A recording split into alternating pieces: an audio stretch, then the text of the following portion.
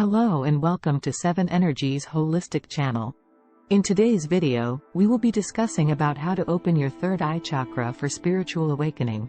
Have you ever wished you had a sixth sense? Look no farther than between your eyes.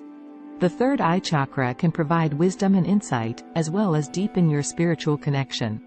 The third eye chakra is believed to be related to clarity, concentration, imagination, intuition, spiritual perception, universal connection.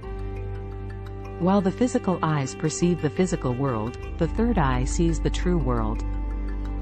The benefits of opening your third eye can include mental clarity, improved concentration, clear self-expression, strengthened intuition, a sense of bliss, decisiveness, insight. If you feel ready to open your third eye chakra, follow these methods. Activate your third eye. Supplement your diet. Apply essential oils. Try sun gazing. Practice meditation and chanting. Use crystals. Once you begin working with your third eye, you'll begin to receive guidance messages and visions. I hope you found this information helpful. If you have any questions or would like to see more videos like this, be sure to leave a comment below and don't forget to hit the subscribe button. Thanks for watching.